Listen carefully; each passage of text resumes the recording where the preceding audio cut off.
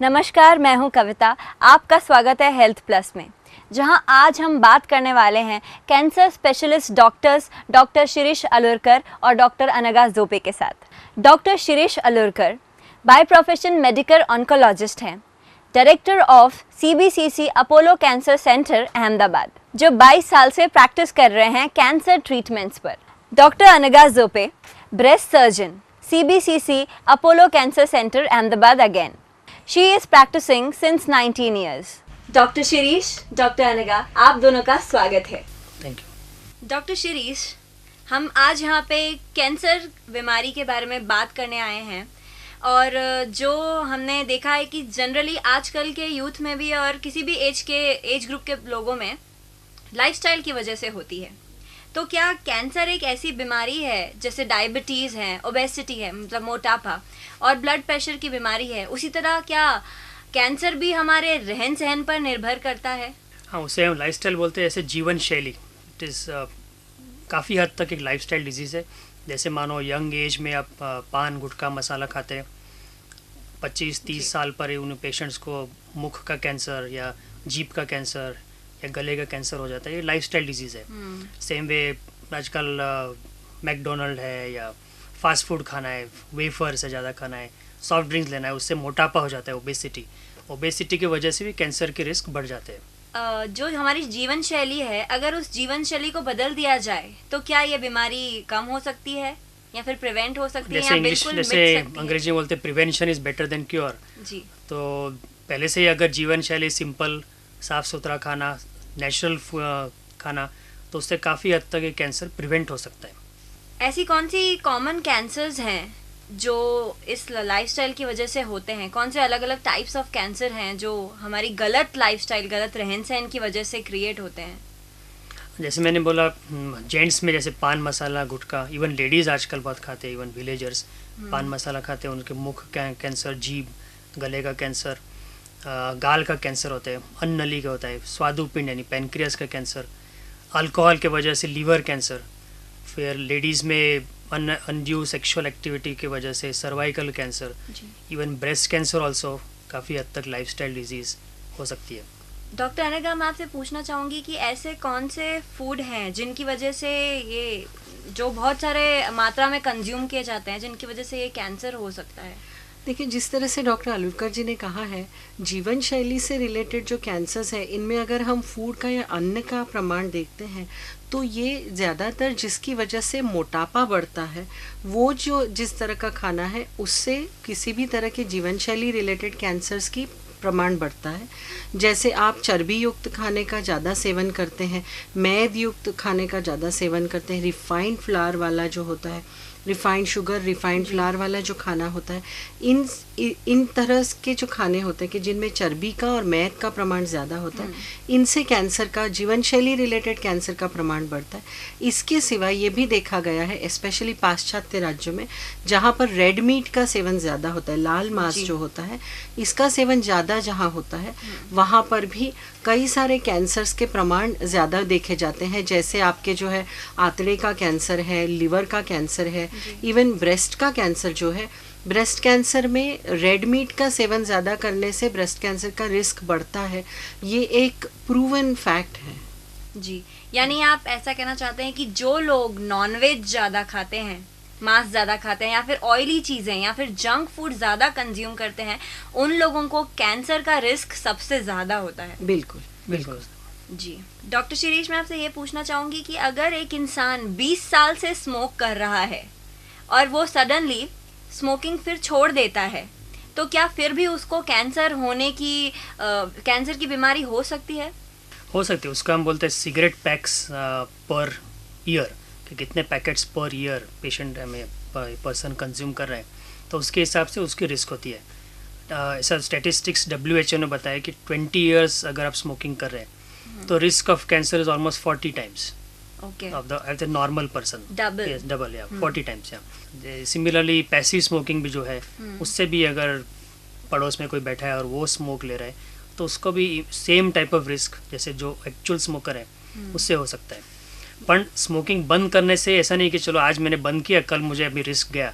जो पुराने जो आपने जो क्या बोलते हैं इन्वेस्टमेंट बोलते जो हेल्थ के लिए जो ऑलरेडी आई स्मोक्ड, उसके वजह से आज की तारीख में इवन नेक्स्ट 10 ईयर्स भी मुझे कैंसर लंग का हो सकता है, स्मोकिंग बंद करने के बावजूद भी। यानी कि पैसिव स्मोकर जो सेकंड हैंड स्मोकर हैं उनको भी उतना ही रिस्क है जितना हार्डकोर स्मोकर्स को है, प्राइमरी स्मोकर जी। तो उसे अवॉइड करने के लिए सिर्फ एक ही तरीका है कि वो स्मोकर्स से दूर रहें या बंद करें उनसे, या बंद करावे। डॉक्टर, मैं ये पूछना चाहूँगी कि ऐसे कौन से फूड्स हैं या फिर ऐसी कौन सी चीज़ें हैं जिससे हम लोग कैंसर प्रिवेंट कर सकते हैं या अवॉइड कर सकते हैं? देखिए, कैंसर प्रिवेंट करने के लिए फूड का जो सेवन है ये इकलौते हम इसके ऊपर नहीं स्ट्रेस कर सकते हैं। ये दो चीज़ें हैं जो दोनों एक साथ आपके जीवन शैली को सुधारेगी। एक, आप जिस तरह के फूड लेना चाहते हैं, अच्छी तरह का फूड जो है वो ले और उसके साथ में एडिक्वेट मात्रा में एक्सरसाइज करें। तो जो फूड पदार्थ या अन्न के पदार्थ हैं जिनसे आपकी कैंसर होने की रिस्क या जीवन शैली रिलेटेड कैंसर होने की रिस्क कम हो सकती है, उसमें बड़ी मात्रा में जो है फ्रूट्स और वेजिटेबल्स आते हैं। वर्ल्ड हेल्थ ऑर्गेनाइजेशन ने बहुत क्लियरली कहा है कि एक दिन में हर व्यक्ति को एटलीस्ट 7 से 8 सर्विंग्स फ्रूट और वेजिटेबल्स की लेनी है, जिनसे इनकी अपनी लाइफस्टाइल में सुधार हो सकता है। इसके सिवाय जब भी हम बात करते हैं तो रिफाइंड चीज़ों का सेवन हमारे अन्न में से कम करके हमें होल फूड्स पे ज़्यादा ध्यान देना है। जैसे आप प्योरली फुल वाइट राइस लेते हैं, उसकी जगह पर आप अनपॉलिश्ड या ब्राउन राइस लीजिए। आप मैदा का सेवन करते हैं, उसकी जगह पे आप होल व्हीट या मिक्स्ड ग्रेन्स का सेवन हाँ जी किया जाता है। बिल्कुल। पर ये बात भी ज़रूरी है कि आपको ये जान लेना है कि हम मोस्ट ऑफ द टाइम्स जो over the counter brown bread लेते हैं इसमें होल व्हीट का प्रमाण ज़रूर होता है, लेकिन वो ब्रेड बने इसके लिए इसमें मैदा का भी प्रमाण होता है। तो आपको सतर्क रहना है कि जब भी आप ओवर द काउंटर फूड लेते हैं या रेडी टू यूज़ फूड लेते हैं, तब आपको ये ज़रूर पढ़ लेना है कि इसमें कितनी मात्रा होल व्हीट की है और कितनी मात्रा मैदा की है। You will be surprise to know कि मोस्ट ऑफ द टाइम्स हमें जो ब्राउन ब्रेड मिलती है इसमें मैदा का भी प्रमाण, इनफैक्ट होल व्हीट के प्रमाण में मैदा का प्रमाण ज़्यादा होता है। होल व्हीट डला होता है लेकिन पूरी तरीके से ये होल व्हीट का नहीं बना होता। So take care that you take whole wheat food which are really having 100% contribution of whole wheat, not just wheat. आपकी जो ग्रेन्स हैं, ये छिलके वाले ग्रेन्स, फाइबर का प्रमाण आपके डाइट में होना चाहिए। उसी तरह से चर्बी का जो प्रमाण है ये आपके डाइट में से कम हो जाना चाहिए। ना सिर्फ चर्बी का प्रमाण कम हो जाना चाहिए, जो सैचुरेटेड फैटी एसिड्स हम जिनको बोलते हैं, इसका प्रमाण बिल्कुल ही आपके खाने में से कम होना चाहिए। सैचुरेटेड फैटी एसिड जो होते हैं, जैसे पुराने ज़माने हम कहते थे वनस्पति घी है या ओवर हीटेड ऑयल है। हमारे यहाँ पे कई सारी कुटुंबों में प्रथा होती है कि एक कढ़ाई तेल की भरी हुई हमेशा ही गैस पर होती है और दोबारा उसी में तेल डाला जाता है, वही उबालते हैं, उसी में फ्राई करते हैं। एक बार आपने तेल उबाल दिया फिर वो सैचुरेट हो जाता है और वो आपके हार्ट के लिए ही नहीं, ओवरऑल आपके लाइफस्टाइल के लिए खराब है और इससे आगे जाके आपको तकलीफें हो सकती हैं, जिनमें से कैंसर भी एक हो सकता है। जी, इसलिए जब अगर हम बाहर का खाना खाते हैं तो वही सेम ऑयल बार बार यूज किया जाता है, जो हमारे लिए बिल्कुल ठीक नहीं है। तो आप ये कहना चाहते हैं कि बाहर के खाने में हमें देखा जाए तो मैदे का प्रमाण होता ही है हर चीज में। अगर हम रेस्टोरेंट्स में भी खाने जाते हैं या फिर जंक फूड खाने जाते हैं तो उनके इंग्रेडिएंट्स में मैदा भर भर के इन्वॉल्व होता है। तो आप क्या कहना चाहते हैं कि अगर एक इंसान को कैंसर से बचना है या उसे प्रिवेंट करना है तो बाहर का खाना बिल्कुल कंज्यूम करना बंद कर देना चाहिए? बिल्कुल नहीं। देखिए, ये आज की जो है ये मॉडर्न एरा है या ये आधुनिक युग है, इसमें कई सारे ऐसे बनाव बनते हैं, कई सारे आपके प्रोफेशनल और पर्सनल कमिटमेंट्स होते हैं जब आपको बाहर खाना लाजमी हो जाता है। मैंने जिस तरह से आपको कहा, सिर्फ अच्छा खाना खाना ज़रूरी नहीं है, उसके सामने आपको एडिक्वेट मात्रा में एक्सरसाइज करना ज़रूरी है। कभी कभार आपको अगर बाहर का खाना खाना भी पड़े या आपको मन से पसंद भी हो तो आपको उसके अगेंस्ट एक्सरसाइज करके जो एक्स्ट्रा कैलोरीज या जो घातक पदार्थ आपके शरीर में गए हैं उनको कंट्रोल करने के लिए एक्सरसाइज आपको हेल्प करेगी। इस तरह से आप इसको बैलेंस कर सकते हैं। दूसरी वजह, अगर आप कभी भी बाहर का खाना खाते हैं तो ध्यान रखें कि आप बाकी की चीज़ें ये सिलेक्ट करें कि जो रॉ फ्रूट्स और वेजिटेबल्स वाली हैं, जो कम घी तेल वाली हैं, जो ऐसा जो पदार्थ है, compensate कर दे। हाँ जी बिल्कुल, जी। आपको कंपनसेट करना है कि हेल्दी फूड आपके डाइट में ज़्यादा हो और अनहेल्दी फूड का प्रमाण कम हो। जो आपको अनहेल्दी फूड सर्व किया गया है उसका प्रमाण आप कम लें। आपने एक्सरसाइज की बात की, तो कौन कौन सी एक्सरसाइज और कितने टाइम तक वो एक्सरसाइजेस करने से कैंसर के चांसेस कम हो जाते हैं? कैंसर जब जीवन शैली से रिलेटेड होता है तब एक्सरसाइज करने से जो आपके शरीर का डॉल बना रहता है, आप मोटापे से दूर रहते हो, तो उसकी वजह से कैंसर की जो एक व्यक्ति की वैयक्तिक रिस्क होती है या जोखिम होती है वो कम हो जाती है। और ये एक्सरसाइज यूजुअली जो होती है जिनको हम कार्डियक एक्सरसाइजेस कहते हैं कि जो करने से आपकी हार्ट रेट बढ़ती है, और चूंकि आपकी हार्ट रेट बढ़ती है आपका बेसिक मेटाबॉलिक रेट जो है ये बढ़ता है। जैसे ही आपका बेसिक मेटाबॉलिक रेट बढ़ता है आपका शरीर जो है एडिशनल कैलोरीज, एडिशनल चर्बी जो है इसको यूज़ कर लेता है। तो ऐसी सारी ही एक्सरसाइजेस कि जिनसे आपकी हार्ट रेट बढ़ती है, जैसे दौड़ना, brisk walking, jogging, cycling, tennis खेलना, स्विमिंग करना, जो बच्चे जो है जो लगातार हाई इंटेंसिटी स्पोर्ट्स खेलते हैं, जैसे फुटबॉल खेलते हैं, बास्केटबॉल खेलते हैं, टेनिस। बट वो लगातार खेलना है आपको। ओके। एटलीस्ट इतने समय तक तो खेलना है कि आपकी हार्ट रेट बढ़ जाए। और यूजुअली ये देखा गया है कि अगर आपका वेट नॉर्मल बॉडी वेट में आता है आपकी हाइट और उम्र के हिसाब से, तो 30 मिनट का रोज का एक्सरसाइज कम से कम 5 दिन अगर आप हफ्ते में करते हैं तो, और अगर आपका वेट आपके एज के हिसाब से और हाइट के हिसाब से ज़्यादा है तो कम से कम 45 मिनट का एक्सरसाइज हर रोज़ कम से कम 5 दिन हफ्ते में अगर आप करिएगा तो इससे आपकी जीवन शैली से रिलेटेड होने वाली बीमारियों का जो प्रमाण है ये डेफिनेटली कम हो जाएगा। जी डॉक्टर आलुरकर, मैं आपसे पूछना चाहूँगी कि ऐसी कौन सी जॉब्स हैं जिसे करने से कैंसर की बीमारी होना बिल्कुल श्योर हो जाता है कि अगर ये जॉब्स में जो भी लोग हैं उन्हें ज़्यादातर ये बीमारी होती ही है?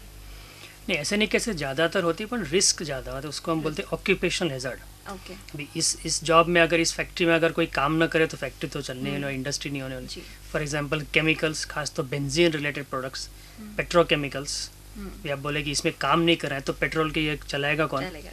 तो पेट्रोकेमिकल्स, अदर केमिकल्स, फर्टिलाइजर्स, ये सब पेट्रोकेमिकल बेस्ड इंडस्ट्रीज है।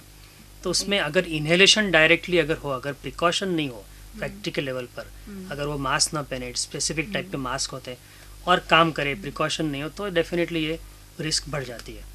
तो इस रिस्क को या फिर अर्ली एज में कैंसर को डायग्नोस करने के लिए हमारे पास क्या क्या चीज़ें अवेलेबल हैं? अभी फ़िलहाल तो जो यंग एज में अगर पकड़ना है कैंसर, तो अलग किस्म के कैंसर के लिए अलग टेस्ट किए हुए हैं। फॉर एग्जांपल सपोज किसी को स्मोकिंग है, स्मोकिंग की हिस्ट्री है, तो उस पेशेंट्स को chest x-ray is the simplest test, जो कि स्क्रीनिंग के लिए नहीं यूज़ होता है, पर चेस्ट एक्सरे आजकल CT स्कैन भी यूज़ हो रहा है, तो we can use for CT scan for lung cancer, specific होता है। सपोज आपको फैमिली में बड़ी आंत का कैंसर है, कोलोन बोलते हैं, इंटेस्टाइन कैंसर, तो टेस्ट नीचे से दूरबीन से तपास होती है, उसको बोलते हैं कोलोनोस्कोपी। तो जिसमें फैमिली हिस्ट्री है कोलोन कैंसर, किसी के फादर है, किसी का ब्रदर है, तो उसको अगर जांच करें तो 1 ईयर एटलीस्ट नीचे से वो जांच करवानी चाहिए। जैसा सपोज अभी फीमेल में देखा जाए तो mammography is the best test. तो मेमोग्राफी से दोनों ब्रेस्ट में मेजरमेंट में टेस्ट होती है, खास तो अगेन फैमिली हिस्ट्री अगर हो तो ज़्यादा होनी चाहिए। क्या ये सारे जो टेस्ट जो आपने हमें बताया ये अहमदाबाद के हर हॉस्पिटल में अवेलेबल हैं? मोस्ट ऑफ द हॉस्पिटल्स ये अवेलेबल है। मेमोग्राफी में थोड़े आई थिंक डॉक्टर जोपे ज़्यादा बता सकते हैं कि अलग वेरिएशंस है उसमें, जो ज़्यादा सेंसिटिव मशीन है, जैसे CT स्कैन के मशीन है, लो इंटेंसिटी, हाई इंटेंसिटी, तो maybe doctor Jope will tell you more. Doctor Jope से कि मेमोग्राफी में क्या है? देखिए, मेमोग्राफी एक ऐसी टेस्ट है जिससे महिलाओं के ब्रेस्ट का एक्सरे होता है और हमें ये पता चलता है कि ना सिर्फ क्या आज इनको कैंसर है, इतना ही नहीं, हमें ये भी पता लग सकता है कि आगे चलकर क्या इन्हें ऐसे कोई लक्षण है कि आगे चलकर कैंसरस हो सकते हैं। और इसीलिए मेमोग्राफी बेस्ड स्क्रीनिंग जो है वो हर महिला को करना चाहिए। एक बार आपका 40 की उम्र में मेमोग्राफी बेस्ड मेमोग्राफी का एक्सरे हो जाए, इसके बाद में जो आपके स्पेशलिस्ट डॉक्टर हैं ये इसको इवैल्यूएट करके आपको बताएंगे कि क्या आपको रेगुलरली स्क्रीनिंग करने की ज़रूरत है, और अगर है तो कितने अंतराल पे करना है। क्या आपको हर साल करना है, हर 2 साल करना है, हर 3 साल करना है। हर महिला को हर साल मैमोग्राफी करने की ज़रूरत नहीं होती है। आपके रिस्क, आपकी उम्र, आपकी फैमिली हिस्ट्री और आपके अपने ब्रेस्ट की टेक्सचर जो है वो देखकर आपके सर्जन आपको बताएंगे कि आपको हर साल कितने सालों पर ये कराना है। मैमोग्राफी एक ऐसा टेस्ट है जो बहुत ज़्यादा एडवांस हो चुका है। आज हमारे देश में ज़्यादातर जो मैमोग्राफीज होती हैं इनको एनालॉग मैमोग्राफी कहते हैं। हमारे भी राज्य में जो है ये एनालॉग मैमोग्राफी ही चलती है, परंतु सबसे बेहतरीन मैमोग्राफी का जो तरीका है उसको कहते हैं full field digital mammography. Full field digital mammography एक ऐसा मैमोग्राफी का तरीका है कि जिसमें सबसे बेहतरीन रेजोल्यूशन, जैसे मैं आपको ये बहुत सिंपल एग्जांपल देके बताऊं तो पुराने ज़माने में हम फिल्म बेस्ड जो है फोटोग्राफ्स लेते थे। बेहतर से बेहतर कैमराज आए, हम बहुत अच्छे फोटोग्राफ्स लेने लगे, हमारे स्कैनर्स बहुत अच्छे आ गए, हम उन फोटोग्राफ्स को अब स्कैन करके डिजिटली स्टोर कर सकते हैं। आप वो एक फोटोग्राफ लीजिए जो आपने स्कैन करके डिजिटली स्टोर किया हुआ है, और आप एक डिजिटल SLR कैमरा से फोटोग्राफ लीजिए और उसको डिजिटली स्टोर कीजिए, और जब आप इन दोनों को कंप्यूटर पे कंपेयर करेंगी और रेजोल्यूशन चेक करेंगी तो जो SLR से लिया हुआ फोटोग्राफ है ये बहुत ज़्यादा रेजोल्यूशन इसकी अच्छी है। मैं इसको बढ़ा करके ये भी देख सकती हूँ कि अमुक मॉडल के चेहरे पर कौन सी जगह पे दाग है, कौन सी जगह पर नहीं है। उसी तरह से जब मैं फुल फील्ड डिजिटल मैमोग्राफी से एक महिला का मैमोग्राम करती हूँ तो मैं उस मैमोग्राम को कंप्यूटर पे इतनी अच्छी तरह से रेजोल्यूशन करा सकती हूँ कि छोटे से छोटा 1 मिलीमीटर का भी अगर कहीं पर कैंसरस एक्टिविटी है तो इसको मैं पकड़ सकती हूँ। अब इससे आगे की जो स्टेज है ये है कि मैंने इतना अच्छी तरह से मैमोग्राफी करके हमने कैंसर तो पकड़ लिया, अब ये निकलेगा कैसे? 1 मिलीमीटर का कैंसर तो हाथ से छूकर पता नहीं चलेगा। इससे आगे की स्टेप जो मैमोग्राफी में आती है इसको कहते हैं स्टीरियोटैक्टिक बायोप्सी सिस्टम। आपको जान के हैरानी होगी कि हमारे मुल्क में या हमारे राज्य में, जैसे हमारे गुजरात राज्य में, हमारा एक ही सेंटर ऐसा है कि जहाँ पर स्टीरियोटैक्टिक बायोप्सी सिस्टम अवेलेबल है, जबकि अगर आप परदेश में जाइएगा तो स्टीरियोटैक्टिक बायोप्सी सिस्टम अगर अवेलेबल नहीं है तो बायोप्सी नहीं करते हैं। अमेरिका में आप जाइए, यूरोप में आप जाइए, वहाँ पर that is a standard of care. हमारे यहाँ देखिए स्टैंडर्ड ऑफ केयर अभी कितना ऊंचा होना बाकी है। तो नेक्स्ट स्टेप जो है, जब आपने डिजिटल मैमोग्राफी करवा ली, अगर ऐसी कोई रिस्क लगती है तो इसकी स्टीरियोटैक्टिक बायोप्सी होगी और उस हिसाब से आपका ट्रीटमेंट में फ़र्क आएगा। अगर मैं एज अ ब्रेस्ट सर्जन बात करती हूँ, मैंने 2 मिलीमीटर का कैंसर अगर निकाल दिया है तो उस महिला को ना कीमोथेरेपी की ज़रूरत पड़ेगी और शायद ही उसको रेडिएशन थेरेपी की ज़रूरत पड़ेगी। उसकी ब्रेस्ट निकालने का तो सवाल ही नहीं आएगा। तो इतना ज़्यादा फ़र्क आएगा उस महिला की ट्रीटमेंट में। जबकि जब ये खुद होकर डॉक्टर के पास आएंगी तो इनका ट्यूमर प्रॉबली 2-2.5 सेंटीमीटर से बड़ा हो चुका होगा, जब इनको ये सारी ही थेरेपीज़ लेनी पड़ेंगी और शायद से ब्रेस्ट बच भी नहीं पाएगी। तो ये डिफरेंस है अर्ली डायग्नोसिस का, और इसीलिए हर एक व्यक्ति को अर्ली डायग्नोसिस के लिए प्रयत्न करना चाहिए। जी, आपने अर्ली डायग्नोसिस की बात की, तो ऐसे कोई सेल्फ टेस्ट अवेलेबल हैं जिससे अर्ली डायग्नोसिस खुद कर सकते हैं? बिल्कुल। सेल्फ टेस्ट से पहले का जो स्टेप होता है वो होता है कि सेल्फ अवेयरनेस का या स्व जागृति का। आप पहले ये जानने, हमारा ये जो प्रयास है, ये हम जो प्रोग्राम कर रहे हैं निर्माण टीवी के थ्रू, ये एक पहला कदम हम ले रहे हैं कि हम अवेयरनेस क्रिएट कर रहे हैं। जब लोग जानेंगे कैंसर क्या है, ये कैंसर किस तरह से होता है, ये किस किस को हो सकता है, इसके लक्षण क्या है, ये पहला स्टेप है। इससे नेक्स्ट स्टेप है मैं खुद अपने आप जांच करूं क्या मुझे कैंसर है। हाँ जी, बिल्कुल जांच करनी है। स्पेशली आपको ये जानना है कि आपके हाई रिस्क फैक्टर्स क्या हैं। अगर मैं रेगुलरली स्मोक करती हूँ तो मुझे ये जानना चाहिए कि मेरे मुंह में अगर छाला आता है, छाले में से ब्लीडिंग हो रही है, अगर मुझे अनएक्सप्लेन्ड खांसी बलगम आ रहा है, अगर चेस्ट में मुझे कहीं पेन हो रहा है, अगर मुझे स्टूल्स में से या संडास में से खून जा रहा है, तो मुझे जांच कर लेनी चाहिए। शायद हो सकता है मुझे कोई कैंसर हो रखा हो। जी डॉक्टर शिरीष, मैं आपसे पूछना चाहूँगी कि हमने अवेयरनेस की बात की, तो अर्बन और रूरल में क्या दोनों ही जगह पे कैंसर की अवेयरनेस है? क्या इसके केसेस हमारे एरिया में, हमारे राज्य में, गुजरात की बात करें तो बढ़ रहे हैं, स्टेगनेंट है, या पहले से अभी कम हो रहे हैं? नहीं, कैंसर के केसेस तो बढ़ रहे हैं डेफिनेटली। इसका कारण ये नहीं कि शायद कैंसर बढ़ रहा है, पर शायद अवेयरनेस बढ़ रहा है। लोग अर्ली स्टेज में या इवन लेट स्टेज में कैंसर डायग्नोस कर रहे हैं, जो पहले 10 साल पहले डायग्नोसिस नहीं हो रहा था। अच्छा, इसलिए हमें लग रहा था कि कम है। हाँ, खास तो विलेजेस में या रूरल एरियाज में patients were dying because of undiagnosed. Cancer diagnosis के पहले ही वो एक्सपायर हो जाते हैं, सिटी तक पहुंच नहीं पाते थे। जी। अवेयरनेस की बात आपने जो पूछी, स्टिल रूरल एरियाज़ में अवेयरनेस इतनी नहीं है जितने की अर्बन में है, बट फिर भी अर्बन में काफ़ी हद तक सोशल इश्यूज भी है, जिसके वजह से खासतौर लेडीज़ आगे नहीं आती ट्रीटमेंट के लिए because of problems in the house, family. तो वो एक सोशल इशू भी है जो अवेयरनेस के लिए रुकावट है। लेकिन अगर उनको सही अवेयरनेस हो कि ये एक ट्रीटमेंट है जो क्योर होना चाहिए, तो मुझे नहीं लगता कि सोशल इश्यूज बीच में आने चाहिए, क्योंकि हर कोई अपने फैमिली मेम्बर को क्योर करना ही चाहता है। तो फिर ऐसे कौन से इश्यूज आप लोगों को एक्सपीरियंस होते हैं जिनकी वजह से अर्बन फैमिली में से भी औरतें आगे नहीं आ सकती? एक बिगेस्ट इशू है डर, और दूसरा है कि सेल्फ डिनाइल कि मुझे कैंसर नहीं होगा, जी। होगा तब देख लेंगे, ये एक होता है। सेकेंडली, अगर लेडीज़ में सपोज ब्रेस्ट में लंप है, एजुकेटेड लेडीज़ में हमने देखा है, वेल रिच लेडीज़ में वो हस्बैंड को या कोई जेंट्स को बताते नहीं है कि मुझे यहाँ पर है, और अगर बताया भी गया जेंट्स को तो वो जेंट्स यूजुअली निगलेक्ट करते हैं कि नहीं उसमें कुछ नहीं है, बाद में देख लेंगे, अभी मैं बिजी हूँ, बिजनेस संभालना है, मुझे काम है, बाहर जाना है, सो इशू है। सो उसके वजह से ये डिले हो जाता है। डॉक्टर दोपे, मैं आपसे पूछना चाहूँगी कि एक मल्टी डिसिप्लिनरी ट्रीटमेंट होता है कैंसर के लिए, तो वो अहमदाबाद में अवेलेबल है, और उसमें क्या क्या चीज़ें इन्वॉल्व होती हैं, उसके एडवांटेजेस क्या हैं? मल्टी डिसिप्लिनरी ट्रीटमेंट बिल्कुल अहमदाबाद में अवेलेबल है। अपोलो सीबीसीसी कैंसर केयर जो हमारा अस्पताल है, ये अपोलो ग्रुप को बिलोंग करता है, और सीबीसीसी कैलिफोर्निया बेस्ड एक हॉस्पिटल है, इससे हम संकलित है। मल्टी डिसिप्लिनरी केयर जो है ये आधुनिक कैंसर पद्धति है, जिसमें कैंसर से रिलेटेड जितने थेरेपिस्ट हैं, सर्जन्स, मेडिकल ऑन्कोलॉजिस्ट और रेडिएशन ऑन्कोलॉजिस्ट, इनके साथ पैथोलॉजिस्ट, रेडियोलॉजिस्ट और अन्य कई सारे तबीब जो है, जो एक्सपर्ट्स हैं, ये इकट्ठे बैठ के पेशेंट की ट्रीटमेंट प्लान करते हैं, जिससे कि पेशेंट की जो आउटकम्स हैं ट्रीटमेंट के बाद की, ये सबसे बेहतर होती है। We give them, we assure them that they have a best outcome. और इसीलिए multi disciplinary care of cancer is the best way. आप संकलित सारवार या मल्टी डिसिप्लिनरी ट्रीटमेंट से ये अश्योर करते हो कि कैंसर में से ठीक होने की आपने सबसे ज़्यादा जो है अपॉर्चुनिटी पेशेंट को दी है। तो डॉक्टर, आप दोनों का बहुत बहुत शुक्रिया, आप यहाँ पे आए। मैं आखिर में आपसे ये कहना चाहूँगी कि आप हमारे व्यूअर्स को कुछ टिप्स दीजिए जिससे वो अपने आप को इस बड़ी बीमारी से बचा पाए। डॉक्टर, टिप्स में यह है कि रेगुलर डॉक्टर से कांटेक्ट रखिए, खुद की सेहत पर ध्यान रखिए, अननेसेसरी जैसे मोला फास्ट फूड न खाइए। अगर आप कुछ पान मसाला तंबाकू कुछ ले रहे तो हो सके तो कम करें धीरे धीरे, या बंद करें।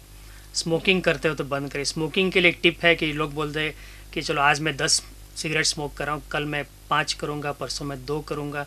ये कभी नहीं होता है। स्मोकिंग के लिए एक ही रास्ता है, एक ही दिन में 10 से 10 सिगरेट आपको बाहर फेंकनी पड़ती है, और जो भी उसके जो परिणाम होते हैं विड्रॉल के, वो सहन करके 1-2 महीने फिर धीरे धीरे हो सकता है। डॉक्टर, मैं एक ही बात कहना चाहूँगी सभी व्यूवर्स से, कैंसर एक शारीरिक रोग है, ये एक सामाजिक रोग नहीं है।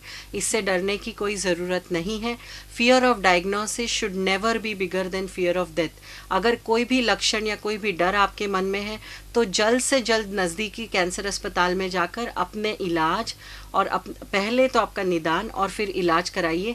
जल्द से जल्द इलाज कराना आपके लिए सबसे बेहतर है। जी, हमने आज बात की स्टूडियो में डॉक्टर शिरीष अलुरकर और डॉक्टर अनघा जोपे के साथ, जिन्होंने हमें कैंसर के बारे में काफ़ी जानकारी दी और अवेयरनेस फैलाने की भी कोशिश की, चाहे फिर वो रूरल के लिए हो या फिर अर्बन क्लास के लिए हो। इसी के साथ हम हमारा हेल्थ प्लस शो यहीं समाप्त करते हैं। Thank you doctor Shirish and thank you doctor Anagha.